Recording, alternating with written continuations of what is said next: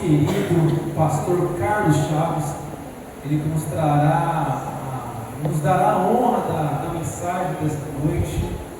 Eu também, irmão, pode vir para cá com o Carlos Chaves, meu querido irmão, pastor Carlos Chaves, que tenho certeza que faz parte de todos que estão aqui nessa noite, faz parte da vida de todos que estão nessa noite, alguns mais direto, alguns talvez mais direto, mas ele também está na frente da igreja Belém, que todos sabem, está fazendo um trabalho abençoado por lá, e ele vai trazer também um pouco das informações, dos desafios e o que Deus tem feito através dessa família lá. Irmão, muito obrigado, Deus abençoe.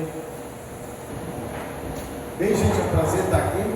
Há algum tempo que eu gostaria de vir, todavia eu não tinha conseguido sair no tempo adequado lá, dado o fato da grande quantidade de trabalho que tinha para fazer, para realizar em Belém. Esses últimos dias, meus queridos irmãos, eu tenho pensado sobre o pastor Wilde em Belém, em Garça.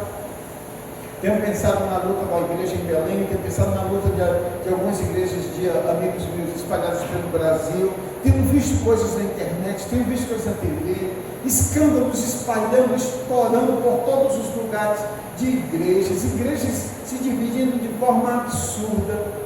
E isso me tem feito pensar. Uma vez eu estava conversando com o pastor Wilde, falando da igreja de Garça, dos irmãos, e que não tinha muita gente. Aí eu falei, Wilde, pastor Wilde Santana, em nenhum momento das escrituras sagradas Deus fala a respeito de multidão na fidelidade. No livro de Apocalipse ele diz assim, olha, ele fala para uma igreja pequena que tem lá, ele diz, vocês são poucos, mas vocês são fantásticos, vocês são poucos, mas vocês estão enraizados na minha palavra, e isso é interessante. Deus diz, ele diz, continuem firmes, vocês vão passar tribulação, mas eu vou estar com vocês.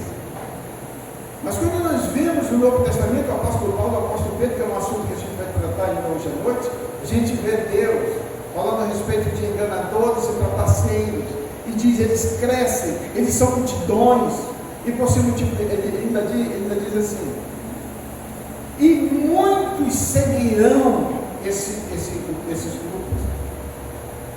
E fala a respeito disso. Eu tenho uma coisa que eu sempre falo para os irmãos que lutam, pregando o Evangelho, que hoje não é muito comum, e não tem não é muito popular. Pregar o Evangelho, ler a Bíblia, senta, vamos ler, vamos meditar, decora o versículo, faz essas coisas. Isso não é muito popular. Então estão, como diz o apóstolo Paulo e o apóstolo Pedro, que nós vamos ver parte disso, eles estão inventando mentiras, e para justificar as mentiras inventadas, eles têm que inventar novas mentiras, e depois não tem mais como voltar atrás. Não tem mais como escapar, não tem mais como voltar, porque já criaram doutrinas novas. Abra sua Bíblia, portanto, no livro de 2 Pedro, e nós iremos meditar acerca desse assunto que a palavra de Deus diz. Então, eu quero agradecer essa oportunidade de ter falado essas coisas sobre a nossa ida a Belém, a Curitiba. Eu não toco muito nesse assunto, mas eu acho que faltava falar para a igreja. Da última vez que eu estive aqui, eu não falei nada. Ainda tinha muitos corações cheios de coisas. Eu não falei nada. Deixa pensar. Deus tem a verdade. Eu não preciso. Não preciso. Só olhar para o resultado do trabalho, que nem é meu. O resultado do trabalho em Tibê, o resultado do trabalho em Belém, por exemplo, a igreja crescendo sem que eu tenha uma fonte de renda. Milagrosamente alguém me liga de Portugal, ou dos Estados Unidos, ou do Canadá, e disse, eu pensando em ti, um cara que fazia, sei lá quantos anos, uns 15 anos ou mais que eu não falava com ele, disse que estava tomando banho e lembrou de mim. Senhor, pastor Carlos encontrou meu telefone em algum lugar, me liga e diz, dificuldade enorme de mandar um dinheiro, que tinha uma oferta, mandou a oferta que virou tinta. O outro me encontrou no Instagram, me encontra no Instagram e diz: pastor, um garoto, filho de um rapaz que um menino aqui conhece, eu não lembro o nome dele agora. Aí ele encontra no Instagram e diz assim: tu tem um telefone, WhatsApp, que posso entrar em contato? Tenho, mando para ele. Ele diz: eu e a minha esposa queremos ser mantenedores com você. Só Deus justifica isso, só Deus, ninguém mais, nada. Se Deus toca no coração, a pessoa diz: se Deus não toca, não tem problema. E uma coisa eu sei que Deus vai continuar nos abençoando e fazendo aquele trabalho prosperar de forma incrível. Porque se eu fosse fazer um apelo, eu acho que até hoje eu estaria apelando. Quando eu cheguei lá, teve um amigo meu que disse assim: Carlos, se tu quiseres, eu consigo pegar, eu te dou uma ideia fantástica que funcionou na igreja, não sei o quê. Qual é? Ele disse: a gente compra um liquidificador, uma batedeira, esse tipo de coisa, e vai rifa. E olha, se eu fosse depender de construir o que nós temos construído em Belém com rifa, seria um supermercado lá de coisas de rifa. Eu não teria dinheiro suficiente para cobrir aquilo que Deus já nos abençoou de forma milagrosa, sem ideias mirabolantes, só corações que Deus toca. Só isso. E nós saímos de Curitiba, o pastor disse: olha, cara, vai. Eu falei: não vai ter salário lá, não tem nada, a gente vai assim. Ele disse: cara, mas faz assim, se não der certo, eu volto. Fica aí, indo assim, meio loucura. Outro, ele falou 3 condições, né, Lívia? Outro tem muita fé, outro é louco,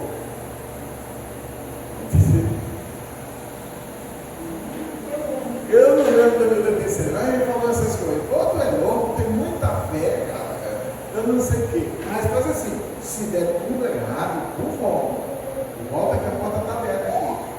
Não deu nada errado em nenhum momento, ao longo de todo o percurso, nenhum carro que viajou de São Paulo a Goiânia sem freio.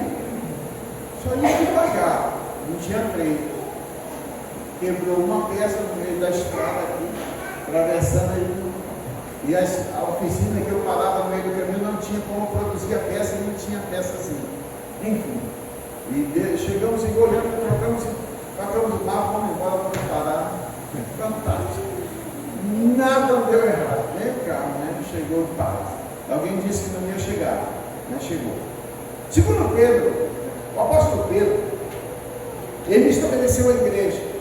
E quando ele estabeleceu a igreja, ele disse: olha, igreja, vocês são fortes, sejam dedicados, vai ser muito legal o trabalho de vocês por aí, na dispersão, espalhados pelo mundo, dado o fato de que houve uma grande perseguição em Jerusalém. Uma grande perseguição. E aí o que aconteceu com as pessoas que estavam naquela igreja de Jerusalém? Correram, fugiram para não morrer e foram embora. E aonde eles passavam, a igreja floresceu. E uma coisa nós aprendemos com isso: todas as vezes que a igreja passa por dificuldades, por problema, Deus purifica. Deus transforma aquela igreja que estava pacata, inchada, e reduziu aquela igreja em poucas pessoas, em algum tempo, espalhados por aí, que se tornaram fortes e firmes, espalhando o evangelho da palavra de Deus. Aquelas pessoas fizeram isso. E o apóstolo Pedro encoraja esses irmãos, dizendo: olha, vão com esperança, vão com fé, confiem no Senhor, cresçam no conhecimento. Olha só o que ele diz aqui. Ele diz assim, segundo Pedro, capítulo 2, ele diz assim: Simão Pedro, versículo, não, desculpa, capítulo 1, não capítulo 2, mas vamos ler o capítulo 2 também. Olha só o que diz: Simão Pedro, servo e apóstolo de Jesus Cristo, aos que conosco alcançaram fé igualmente preciosa, pela justiça do nosso Senhor e Salvador Jesus Cristo, graça e paz vos sejam multiplicadas, ele diz, pelo conhecimento de Deus e do Senhor Jesus Cristo. Mas os homens buscam paz, buscam a graça de Deus, o favor de Deus, e esquecem que isso vem através do conhecimento. Ele diz, graça e paz vos sejam multiplicadas pelo conhecimento de Deus e do nosso Senhor Jesus Cristo. Por isso eu sei que essa igreja aqui está no caminho certo. Essa igreja aqui está no caminho da verdade, porque busca o conhecimento. E nos últimos dias, nós sabemos que isso seria mais difícil. O desafio de Deus, o próprio Senhor Jesus Cristo disse, ele diz assim, será que se quando o Filho de Deus voltar, encontrará fé na terra? Porque a multidão de igrejas que surgem, a fé está muitas vezes relacionada àquilo que Deus pode dar para a pessoa, uma negociação. Eu vou para a igreja para ser abençoado, eu vou para a igreja porque eu quero montar um negócio, eu vou para a igreja porque eu quero isso ou aquilo. Poucas vezes se vê hoje, eu vou para a igreja para conhecer o Senhor Jesus Cristo e estar em comunhão com os meus irmãos. Apesar da multidão de igrejas que há no Brasil, infelizmente isso não se transforma no Brasil transformado. Por quê? Porque grande parte da busca das igrejas tem sido egoísmo. Como diz o apóstolo Paulo mesmo, ele diz assim, nos últimos tempos os homens se recusarão a dar ouvidos à verdade, terão como comichão nos ouvidos, e se recusarão a dar ouvidos à verdade, se voltarão a fábulas, a coisas inventadas, as histórias inventadas, segundo seus próprios interesses. E o apóstolo Pedro, em outra ocasião, diz, e por avareza, farão comércio de vocês. É o que a gente vê. A luta, agora está uma luta enorme de pastores, quem tem mais salário, o cara só vai pregar, o cara só vai ser 20 mil, pregação por 20 mil, 3 mil, 4 mil, não sei quanto. Será se o cara estaria sujeito aí trabalhar sem dinheiro, sem salário? Estava fazendo as contas da igreja essa semana. Eu não estou dizendo, eu não estou puxando o braço para minha sardinha. Não é isso. Eu estou falando algumas coisas que eu não costumo falar hoje. E estávamos fazendo um levantamento de quanto a igreja tem gastado dos recursos dela lá em Belém. Salário do pastor, mês de janeiro, zero. Mês de dezembro, zero. Eu não tenho salário, eu trabalho voluntário. Eu trabalho lá voluntário. É por isso que eu não encontrava pastores para ir lá para lá. Porque precisavam ter, ninguém se propôs a ir voluntariamente. Então, o trabalho voluntário. E hoje não é fama, a religião, as igrejas se voltaram muito para essa questão. E o apóstolo Paulo fala a respeito disso. O apóstolo Pedro fala a respeito disso. A graça e a paz dentro do nosso coração com Deus está relacionado ao conhecimento que nós temos sobre Ele. Por isso é muito importante. Olhe para a Bíblia, perceba aquilo que você tem aprendido e deixa o restante das coisas com Deus. Deus é fantástico.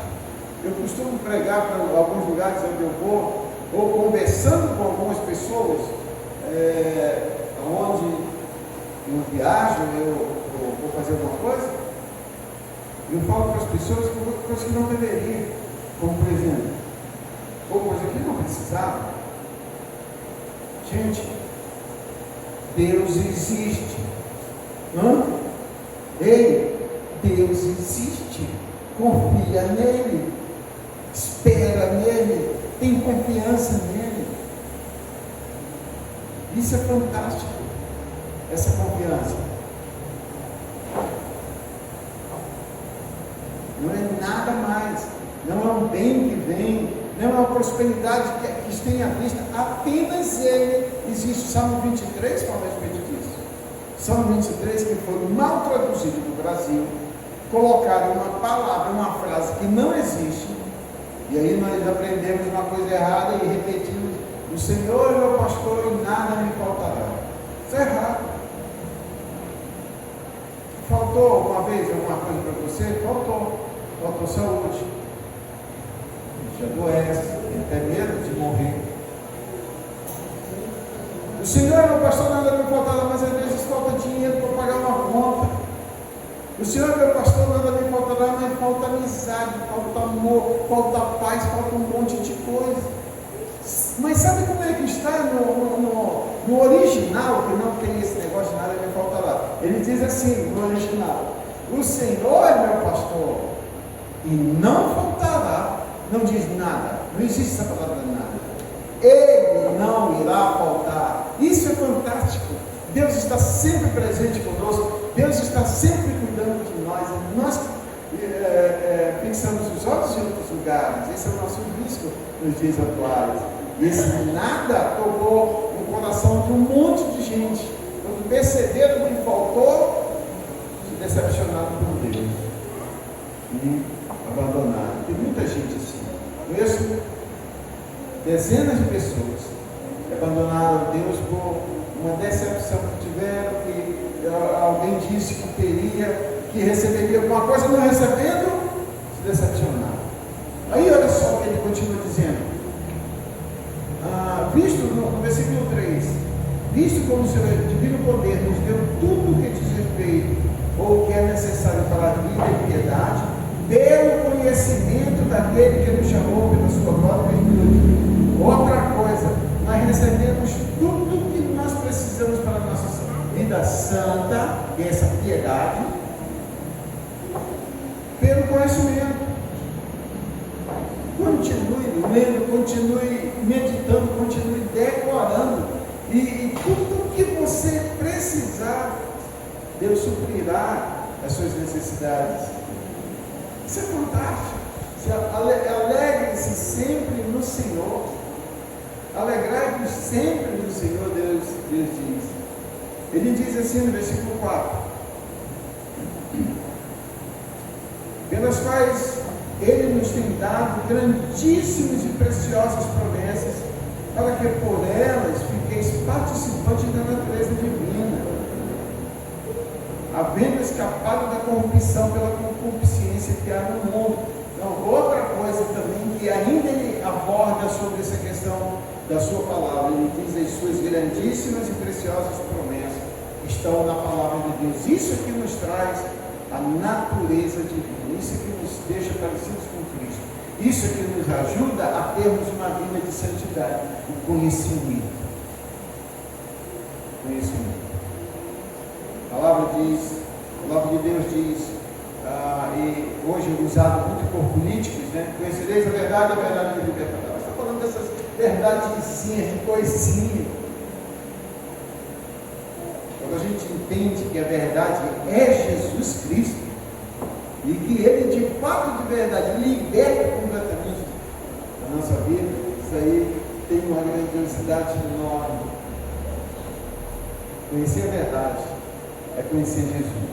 Versículo 5 ele diz assim: pondo também, e vós também, pondo nisto mesmo toda a diligência. Ele diz: olha, você já conhece a verdade, você tem a palavra de Deus, você tem as Escrituras Sagradas na tua mão, você já sabe sobre o Evangelho, você já entendeu a natureza divina, como ela vem através do conhecimento. Então ele diz agora, pegue, ele diz assim, no versículo 5, diz assim: e vós também, pondo nisto mesmo toda a diligência. Ele disse: olha, pegue tudo, a dedicação. O que é diligência? É ser dedicado, é decidir que você irá fazer uma coisa que você faz mesmo. Esteja doendo o joelho, dói o joelho, às vezes dói a coluna, dói o braço quebrado, dói tudo. Mas ele diz que não importa o que dou, coloca a sua diligência nisso, seja dedicado, que Deus sabe todas as coisas, sabe onde dói, sabe onde você precisa ser valorizado. Ele diz: olha, coloque sua dedicação naquilo que você faz, para Deus, para a igreja, para o reino dele. E ele diz mais assim: pegue essa diligência, acrescentai à vossa fé a virtude. Sabe o que é virtude? É aquilo que nós aprendemos e aquilo que, da palavra de Deus, que nós colocamos em prática. Isso é virtude. Todas as vezes que a palavra de Deus diz assim, por exemplo, não minta. Cara, não vou mentir. Essa semana eu não vou mentir. Eu menti semana passada, mas essa não. Ou então, eu não vou mentir hoje. Ou eu faço uma oração, uma oração que eu costumo fazer, sempre, todo dia, quase. Algumas vezes todo dia, às vezes eu esqueço, mas a maioria das vezes eu falo: Senhor, hoje, de manhã geralmente eu faço essa oração. Eu não quero cair. Hoje eu não quero envergonhar o teu nome, hoje eu não quero envergonhar aquelas pessoas que me olham e sabem que eu confio em ti. Então, hoje não, amanhã, tudo bem. Eu posso até cair, mas hoje, até meia-noite, não. Aí quando é no outro dia, volto à oração: Senhor, hoje não. Hoje eu não quero. Me ajuda, hoje eu quero permanecer fiel a ti. Então ele diz: acrescente a vossa fé a virtude, seja dedicado, faça, obedeça, que a palavra de Deus faça parte da sua vida. Isso é virtude. Eu não minto não porque eu decidi não mentir, eu não faço uma coisa errada porque eu decidi não, porque Deus disse para mim não fazer isso. Isso é virtude. Deus disse para você ser fiel, seja fiel, e você só é fiel por causa dele, por mais ninguém, apenas por conta dele. E isso é fantástico. A palavra de Deus também continua dizendo: acrescentai a vossa fé a virtude, e a virtude o conhecimento. Aí, você tem virtude, você precisa de mais virtudes, você precisa de mais conhecimento para que as virtudes aumentem dentro do teu comportamento, das suas atitudes. Deus espera isso da gente. E fervilhe dentro de você essas coisas novas que vêm de Deus, que você aprende todo dia. Todo dia tem algo novo para aprender. Todo dia, uma pessoa que é membro da nossa igreja hoje lá em Belém, que foi membro na época que eu era pastor, que tinha ido embora e tal. Quando eu voltei agora, ela soube que eu tinha voltado e foi lá na igreja. E ela falou assim: você está muito diferente. Você está muito diferente. Você aprendeu coisas novas. Você não falava naquela época, era uma pessoa muito atenta. Mas agora você percebeu que você está diferente. Na verdade, o que Deus espera é que Ele nos encontre daqui a um mês diferente de hoje, daqui a um ano diferente de hoje. Sempre Ele espera que a gente cresça. Né? Que bom que ela falou isso. Já imaginou você dizer: olha, você era melhor naquele tempo, agora está só uma bagaça. Né? Mas graças a Deus que a observação dela foi positiva. Graças a Deus que continue assim. E ele diz: e ao seu conhecimento, o domínio próprio. Olha só. Na medida, tudo isso aponta para frente. Tudo isso aqui vai apontando para frente, vai apontando para o seu desenvolvimento intelectual, pessoal, relacional, em todos os aspectos da vida. Olha, o conhecimento, com o conhecimento você tem que ter domínio próprio. Sabe, quando eu vou me dominar, agora eu posso dizer assim: Senhor, hoje eu não quero cometer um pecado, mesmo que eu tenha vontade, eu vou dizer não, eu vou me dominar. Eu vou ter cuidado. Ou então dizer assim: eu estou com vontade de falar umas coisas. Estou com vontade de falar umas coisas, mas eu não vou falar. Até que eu queria falar, mas eu não vou falar, porque eu creio que Deus não quer que eu fale isso, porque senão eu vou ofender. O salmista diz: se eu falasse algumas coisas, eu iria machucar o coração daqueles que esperam em ti. Então eu vou ficar calado. O salmista diz isso igual a mim e a você. É incrível. E ele continua dizendo aqui, ó. E ao domínio próprio, a temperança. Você sabe como dominar a situação, sabe avaliar as coisas. E ele continua, a temperança, a paciência, e a paciência, a piedade. E a piedade, o amor fraternal, a caridade. Tudo relacionado a um bom relacionamento entre nós. No final dessas, que ele pede para seja acrescentado, que vem pelo conhecimento e as virtudes, no final ele já está falando do nosso relacionamento. No final ele já está falando de como nós, eu e você, como irmão, devemos nos comportar, ou como devemos tratar um ao outro. Porque o conhecimento de Jesus, ele produz isso. Irmãos, amigos, mais chegados que irmãos. Era um assunto que eu estava falando com o Júlio ali fora, né? Ele diz assim, em todo tempo houve um amigo, mas na angústia se cria um irmão, nasce um irmão. Na angústia nasce um irmão. Então, Deus vem nos falando a respeito de que esse conhecimento, essas virtudes que nós aplicamos à vida, geram em nós unidade fantástica. Unidade. A igreja se torna inabalável. Não tem tamanho, não é por quantidade de pessoas, é pelo nosso relacionamento. É isso que Deus espera que nós façamos. Isso é a igreja que Deus estabeleceu.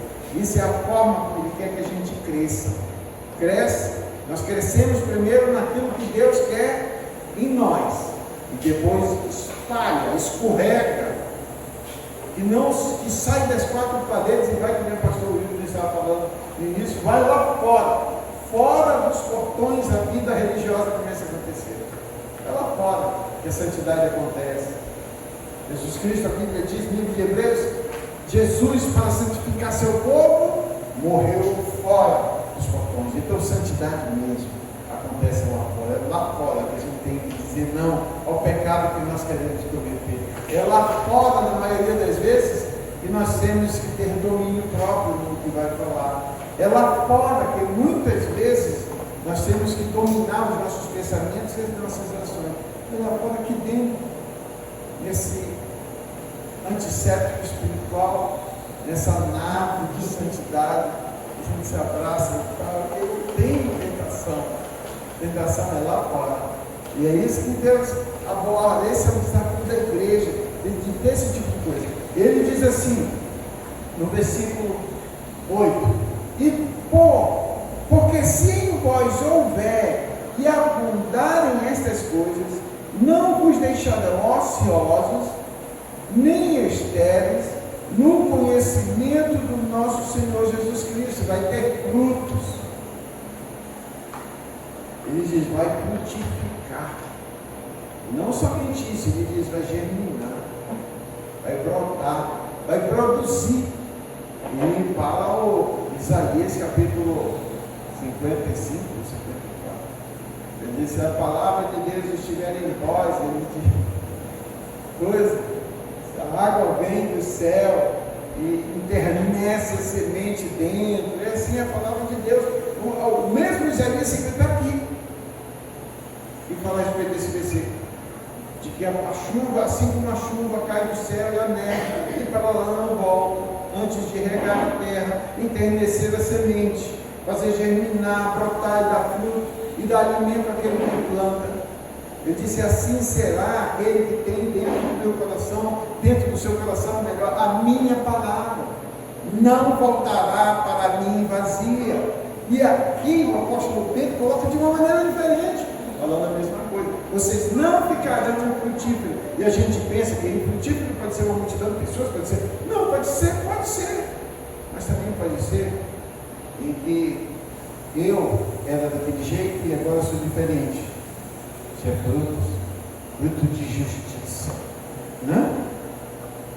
Antes eu fazia uma coisa errada, hoje não. Eu escolho fazer o certo.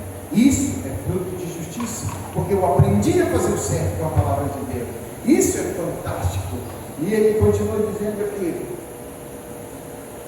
porque se em vós houver e abundarem essas coisas, não me deixarão ociosos, nem estéreis o conhecimento do nosso Senhor Jesus Cristo. Pois aquele em quem não há essas coisas é cego, nada vendo, longe, havendo se esquecido da purificação dos seus antigos pecados. Portanto, irmão, procurai fazer cada vez mais firme a vossa vocação e eleição, porque fazendo isso, nunca, jamais tropeçareis. Não é, Deus diz, isso é uma promessa divina. Isso é fantástico. Uma das coisas que eu mais gostaria de fazer na minha vida é não errar. Eu não quero errar.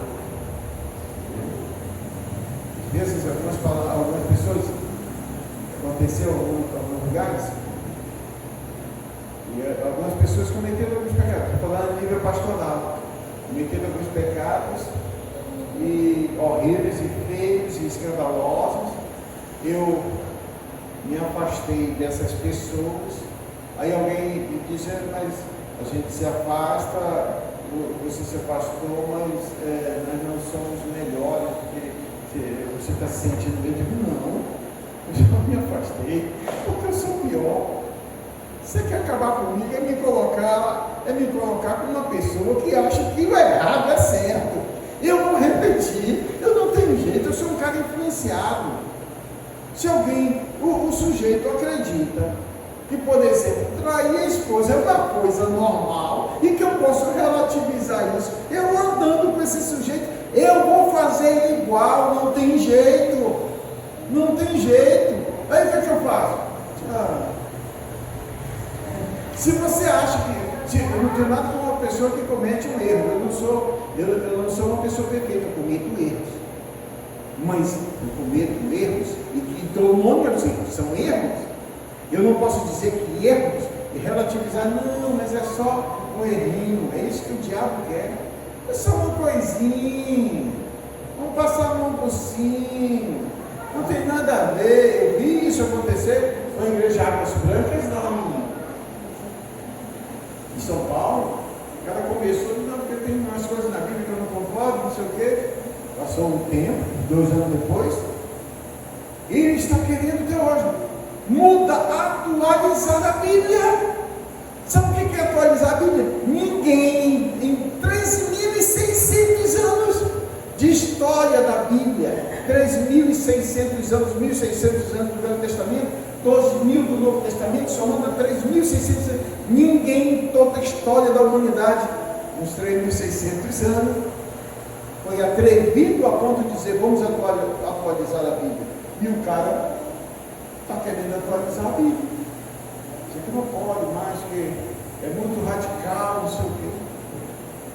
Se eu ficar próximo desse cara, sabe o que vai acontecer comigo?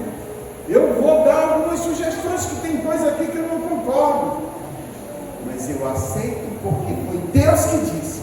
Ele diz assim: ame o teu inimigo. Puxa, o que o Senhor não falou dele, que para mim é mais fácil? Mas ele diz: ama o teu inimigo, faz o bem para aquele que te persegue. Eu não concordo com isso. Se eu fosse atualizar a Bíblia, eu começaria por aí. Mas sabe quem foi que falou isso? Deus. Portanto, eu sou um zero à esquerda. Como eu vou me sentir bem ou mal, não importa. Sou zero à esquerda em relação a isso. E Deus está absolutamente correto e eu já estou errado. Então o que eu tenho que fazer? Obedecer a Deus. Se eu concordo, não. O meu inimigo é meu inimigo.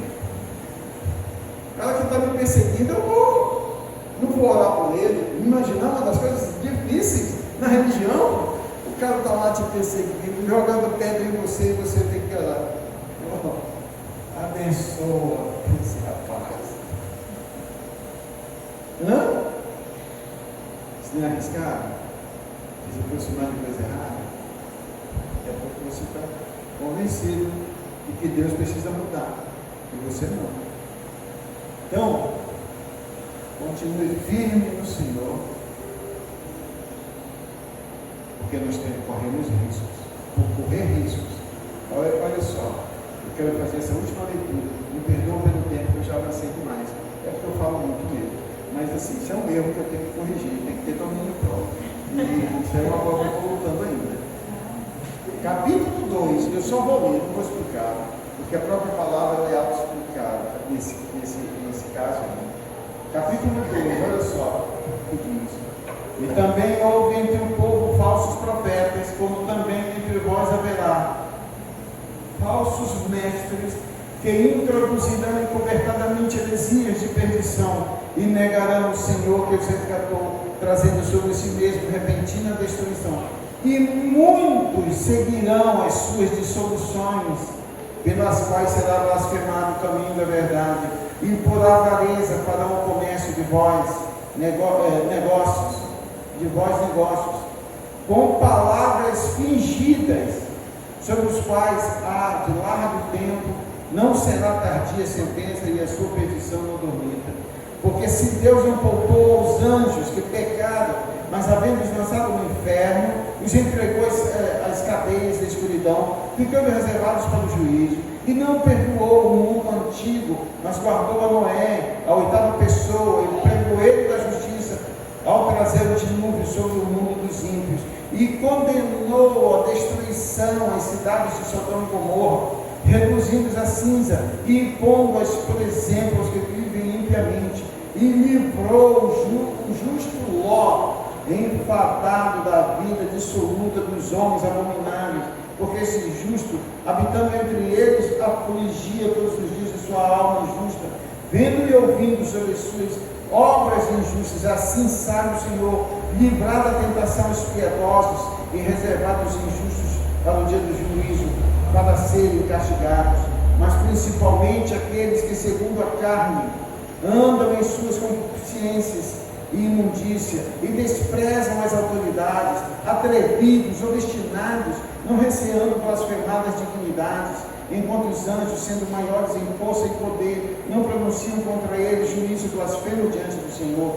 Mas estes, como animais irracionais que seguem a natureza, feitos para serem presos e mortos, blasfemando o que não entendem, perecerão na sua corrupção, recebendo o galardão da injustiça, pois que tais homens têm prazer nos deleites cotidianos, novos são eles e máculas, deleitando-se em seus enganos, quando volteiam convosco, tendo os olhos cheios de adultério e não cessando de pecar, engodando ou enganando as almas inconstantes, tendo o coração exercitado na avareza, filhos de maldição, os quais, deixando o caminho direito, erraram, seguindo o caminho de Balaão, filho de Beor, que amou o prêmio da injustiça, mas teve a repreensão da transgressão, o mundo jumento, falando com voz humana, impediu a loucura do profeta. Estes são fontes sem águas, nuvens levadas pela força dos ventos, para os quais a escuridão das trevas eternamente se reserva, porque, falando coisas muito arrogantes de vaidade, enganam as concupiscências da carne, e com dissoluções aqueles que estavam se afastando dos que andam no erro, prometendo-lhes liberdade, sendo eles mesmos servos da corrupção, porque de quem alguém é vencido, do tal faz-se também servo. Porquanto, se depois de terem escapado da corrupção do mundo, pelo conhecimento do nosso Senhor Jesus Cristo, foram outra vez envolvidos nela e vencidos, tornou-se-lhes o último estado pior do que o primeiro, porque melhor lhe fora não conhecerem o caminho da justiça, do que conhecendo-o, desviarem-se do santo mandamento que lhes fora dado. Deste modo, sobreveio-lhes o que por um verdadeiro provérbio se diz: o cão voltou ao seu próprio vômito, e a porca lavada ao despejadeiro do leão. Para finalizar, observe que comparação. Ele está falando a respeito da igreja, os irmãos devem acrescentar, devem crescer no conhecimento, buscar virtude. No final dessa passagem ele fala, olha, cuidado, porque vai haver também falsos profetas, e esses falsos irão introduzir coisas que não que não são agradáveis a Deus. E aí ele faz menção sobre algumas questões do passado. Tem três, pelo menos, são importantes. Uma, anjos caídos. Quem são esses anjos? Foram anjos que Deus enviou para a terra, para enviar, para ajudar o ser humano, logo após o período antes do dilúvio, que eram chamados de sentinelas. No capítulo 6 do livro de Gênesis, ele fala a respeito desses anjos. Ele disse: eles erraram, Deus pegou essa turma e lançou no inferno. Aí ele fala também sobre a turma que vivia no dilúvio, naquele período antes do dilúvio. Eles não se importavam com Deus, e Deus disse: eu os destruí todos. Foram salvas 8 pessoas, depois de 1656 anos. Foi horrível o que aconteceu. Depois ele aborda um outro grupo de pessoas. Ele diz ele destruiu Sodoma e Gomorra por conta da vida que eles levavam. E ele menciona Ló, o quanto ele sofria, que era um homem justo, e quanto ele sofria na mão, ou morando junto com aquele pessoal.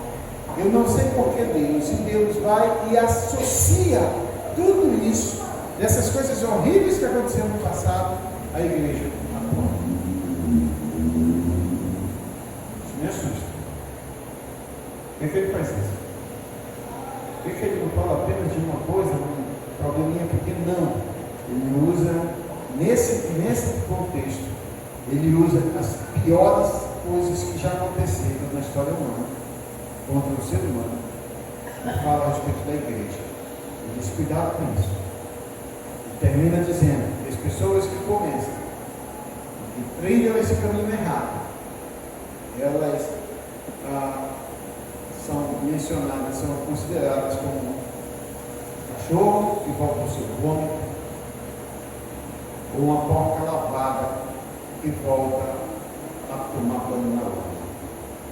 Nós sejamos fiéis a Deus, dedicados no conhecimento e crescendo no conhecimento sempre. Não olhe para os lados, não se atrapalhe com as coisas, não olhe para as multidões, porque não é assim que as coisas funcionam com Deus. Deus ama aqueles que o amam. Ele disse: aquele que sempre me busca, me acha. E aquele que me ama é aquele que tem a minha palavra e as obedece. Esse é o que me ama. E aquele que me ama será amado por meu Pai. E eu também o amarei e me manifestarei a ele. Fantástico, gente. Então continue a igreja, continue fiel a Deus. O Sr. Wilder me relata ótimas coisas sobre a dedicação de vocês e como eu fico feliz de ter uma igreja unida, com dificuldades, com alguns problemas, como todos os seres humanos, mas unidos. Isso é fantástico. Isso é fantástico, porque a desunião, as guerras, isso não vem de Deus, vem do inimigo. Por isso está todos unidos, no mesmo propósito, no mesmo objetivo. É onde Deus se manifesta. Sua vida, sua família. Deus abençoe você. Amém? Gostaria de convidar os irmãos a baixarem suas cabeças e orar para Deus. Dizer: seu Deus, me ajuda hoje. Amanhã é outro dia. Mas hoje eu quero fazer a tua vontade. Tu me ajuda. Amanhã eu não sei se existe, mas hoje eu existo. E enquanto eu existir, eu quero te servir. Pai querido, é um privilégio, Senhor, estar aqui nesse lugar. E é com muita alegria ver cada um dos irmãos que são dedicados, que são perseverantes, os quais eu admiro de coração, Senhor. E passaram por tribulações, passaram por perseguições, passaram por angústias, passaram por dores, por dúvidas, muitas outras coisas, mas foram fiéis a Ti. Ó Deus, meu Senhor, como eu os admiro, porque são homens e mulheres assim, como diz a Tua palavra, que irão crescer, irão se relacionar contigo de forma especial, não sem tribulação. Obrigado, Senhor, por essa igreja, obrigado por fazer parte dela, sendo parte da congregação e da lei do Pai. Muito obrigado, Senhor. Em nome de Jesus, eu te agradeço. Peço que o Senhor abençoe ricamente o pastor Wilton nessa montanha, a quem eu admiro e tenho muito respeito, porque enfrentou coisas muito maiores das quais eu já enfrentei na vida, e permanecer comigo. E cada um dos irmãos, Senhor Deus, também, enfrentando as mesmas situações, uniram-se na fé e buscaram na tua palavra as respostas das quais tinham dúvida. E o Senhor respondeu a todos. Muito obrigado por eles. Peço que o Senhor os abençoe ricamente com todo o conhecimento e graça do Senhor Jesus Cristo. Amém.